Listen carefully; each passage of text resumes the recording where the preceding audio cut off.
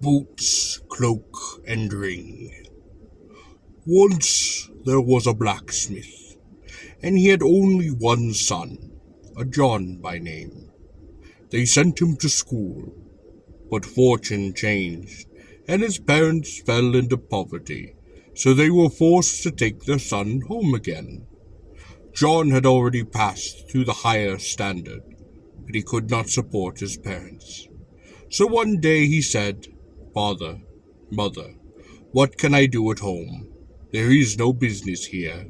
I cannot be a clerk, and I am too old now to learn a trade. So I will go out into the world and find a job, and whenever I can, I will send you some of the money, and when I get a good job, you must sell your cottage and come and live with me." His father and his mother did weep, because he had wanted to leave them, but they knew that he was right, for there was no chance for him if he stayed upon home. So they did let him go, and they gave him their blessing before he went out into the world. John did weep till his heart nearly broke at parting with his aged parents. He walked on till noon, and at noon he sat down beneath a lime tree beside a well. He had his meal and a drink. Then, strengthened and refreshed, he walked on till nightfall. The country was quite unknown to him, so he had to spend the night in the forest. The next day he went on again till he came into a wild mountain country. There he stopped, and thought over what he should do next. He stood a while, and went on again. He reached a pleasant valley, and there he found 3 brothers. They were quarreling, and on the point of coming to blows. John asked him what the matter was, and the eldest did answer, "Our father has died, and he bequeathed to us these boots, this cloak, and this hat, and each of us would like to own the boots." "Why?" asked John. "Because they have the property that whoever puts them on can cover 10 miles in the moment he wishes it. The cloak has the property that its owner can fly as far and as high as he likes, and the property of the hat is that it makes its wearer invisible." John spoke. "You are brothers. You ought not to quarrel. You must love one another, so that you won't quarrel any more. I will decide the matter for you. Give me these things." So they did give him the boots, the cloak, and the hat. He then put on the hat, and they could not see him any more. He wrapped himself upon the cloak, took the boots, and did fly away. He flew some distance before he lighted upon a log, and did put the boots on. He sat upon the log, and it turned over, and he saw a huge hole under it. He did descend into the hole, and he came to see some stairs, going down them to the bottom without any difficulty. There he found a big room, without any human within it. The table was laid for a singular person, and he thought, "I am hungry. Shall I take of this meal?" And finally he did decide to risk it. He did take off his hat, and he began to eat. When he had finished, an old crone did into the room, and asked him, "Did you like your meal?" "Oh, it was very nice indeed," answered John. "By the way, could you give me lodging for the night?" "Oh, I will if you can stand it. For at midnight 24 ghosts will come, and they will try to make you play cards with them, and to dance with them. But you must sit still, and not so much as look or acknowledge them." So the first night came. John was sitting, eating upon his meal, and when he had finished, he did remain at the table. After 11 o'clock, the 24 ghosts did into the room, and they did ask him to play cards with them. He did refuse, so they began preparations for playing skittles, and again asked him to join them, but he would not. Then a delightful music began to play, and they did ask him to dance and to play with them. No, he wouldn't. He did not so much as look upon them, but they kept on dragging him about, tearing at him and biting at him, till he began to think it was all over and it was done with him. But just then it did struck 12, and the ghosts did vanish. In the morning the old crone did descend and come back, and did wake him, for he was still sleeping upon the ground. She asked him, "How did you sleep?" "Very well," said John. "Oh, did you?" answered the old woman. "Well, next night will still be worse, if you can stand it. 20 of the ghosts will come, and they will urge you to play the cards and skittles with them, and to dance, but you must sit quiet. Don't so much as to look upon them." He stayed there that day, and he had a good time. When the second night came, after 11 o'clock, 20 of ghosts did rush in. They did urge him to play the cards and the skittles, and then to dance with them. But John wouldn't. He sat still, without so much as looking upon them. So they began to torture him again. They began to drag him, and even worse than before. But when it did strike 12, they left him upon the ground, and did disappear. In the morning the old crone did come again. She washed him with some lotion till he recovered, and asked him, "Oh, how did you sleep?" "Splendidly," said John. "Did you now?" she said. "It was a bad lodging for you, but the third night will be even worse, if you can stand it. 80 of the ghosts will come. They will urge you to play at the cards. They will urge you to play skittles, and they will urge you to dance. But you must sit still, and not so much as look upon them." All that day he had a good time again, but the third night came, and after 11 o'clock, 80 of the ghosts did rush in. They gathered about him, and they did urge, they did pray, and they did beseech him to play and to dance with them. When he did refuse, and did sit still, they seized him, and began knocking him against the ground, tearing and biting at him, so that he did lose his senses, and did not see them when the clock did strike, and they leave.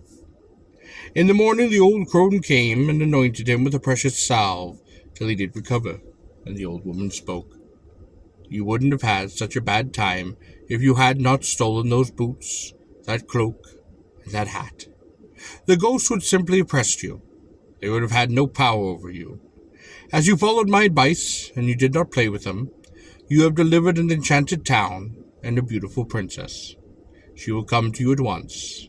Now you are very rich, so return those stolen golds." There then came a girl in a white robe, and it was a beautiful princess. She thanked him for delivering her, and for delivering the whole town. He did go to the window, and outside he saw streets full of people, soldiers, and a great bustle going upon. The princess said, "My father is a king. You will marry me. You will succeed him. But my father doth dwell far from here. We will go to him. Take this ring here." So they went off, and when the wedding was to take place, John wanted his parents to be present. So he did ask the princess, "May we go to see my parents? I would like them to be upon our wedding." The princess answered, "They live a great way away from us, but you will be able to get to them. This ring I gave you as the property that, when you turn it upon your finger, and wish to go 100 miles, you will cover that distance within a breath. On your way you will come to a king, who also has a beautiful daughter. You must not think of her, nor of me, for then you will lose the very ring, and you will not be able to proceed any further." John started. He turned the ring, and in a moment he was 100 miles away. He did find himself with a king who had several sons. They did entertain him splendidly. Then he came to another king who had only a single daughter. She was very vulgar. The king insisted that John should marry her, and John thought, "What are you thinking of, my man? My bright one is so beautiful that there is not her equal in the wide world, while your daughter is only a vulgar creature." At that moment he did think of his bride. The ring did grow, and slip from his finger, sliding away till it disappeared. John left them then, and he was very sad, and considered what he should do. "My bride is so far away," he thought. "I cannot find my way either to her or forward to my parents." As he was walking along within his sad mood, he thought of the cloak, and it came back to his mind that if he could just reach the sun's abode the same day, he could ask where his bride's castle was. As soon as he thought of this, he was again flying above to the sun's house. The sun was not in. Only his housekeeper was at home. and so he asked her for a lodging, and said that he would like to ask the sun whether he knew the castle where his bride did dwell. She gave him the lodging, and when the sun returned home upon the evening, John asked him whether he had any knowledge of the castle in which his wife did dwell. The sun answered, "I do not know. I have never shone there. Go and ask the moon." The next day, when he woke, he flew up upon his cloak to the moon's castle, and when he did get there, the moon was not in. And John did ask the housekeeper for a night's of lodging. He said he would like to ask the moon's advice. The housekeeper spoke, "You must wait till the moon comes home, but you will be very cold, for my mistress is an extremely cold person. I will crouch upon the corner, and I shall wait till the mistress comes. My cloak shall keep me warm enough." When the morning did draw near, the moon returned home. John did ask her whether she knew where his bride's castle was. The moon spoke, "I have never shone there. Go to the wind. He is a fellow who does penetrate anywhere, and so he is likely to know where the castle is." So John did go, and he did fly to the wind. And when the wind was not in, but Melusin, his wife, was alone at home. John did ask her to let him stay there for the night, but she tried to dissuade him. "It is impossible, good sir. My lord is used to blowing terribly, and it will be most and exceedingly cold." He answered, "I will cover myself up, and I shall crouch somewhere. I can endure this cold, and anyhow my cloak is warm enough." So he did stay there for the night, and did wait. After midnight the wind came home, and did ask, "Who is here with you, wife? For I smell a man." "Who should be here?" she said. "Your nose is still full of that human smell." But the wind persisted. "There is somebody here, do tell me." So she confessed, "Do not be angry, dear husband. There is a man staying here for the night. He wishes to ask you whether you will be kind enough to take him to his bride's castle." The wind did answer, "It is very far from here. I must ask the Lord how strongly I am to blow, if we are to get there. I was there yesterday. They were going to celebrate a wedding, and they have been drying some shirts readying for it, so I have been helping them." The wind did ask the Lord, and when he came back he said to John, "I can blow strongly enough, but I don't know whether you will be able to keep step with me." John did answer, "I have got very good boots. I am sure I can." So he wrapped himself within his cloak, covered his head with his hat, and did put his boots upon. Then he went ahead so quickly that the wind could hardly keep step with him. As they drew near to the castle, the wind did say, "Here it is," and disappeared upon it a whirl. The bridegroom had already arrived, and was at the wedding feast. John passed through the castle and came to the table at which they were dining. Nobody could see him, and he remained standing near the bride. Whenever she lifted her foot to her mouth, he ate it before she could reach her mouth, so that the spoon did reach her mouth empty. After the banquet she spoke, "My plates are well filled, and yet it is as though I had been eating nothing at all. Who is it that has eaten my food? My glass was indeed full too, but I am not drunk, yet it is empty. And who has drunk my wine?" She then went to the kitchen, and John followed close upon her heels. When she was alone, he did reveal himself. He took his hat off, and she did know him, and she was greatly rejoiced upon this. She did run to the room and say, "Gentlemen, I would like to ask you a question. I had a golden key, and I did lose it, so I had a silver key made for me, and now that it is made, I have found the golden key. Would you be so kind as to advise me which of them I ought to keep?" The bridegroom did step forward and say, "You should keep the golden key." So off she went. She dressed John in beautiful garments, and then presented him to the guests, saying, "Here is my golden key. He did deliver me from the torment. I was to marry him. He went to see his parents, but he could not reach them. Now he is come home to me, just as I was going to marry another man, the silver key of my story. Though I have given up all hope of his return, yet he has come back, and I shall keep him this golden key, for the silver key himself decided it."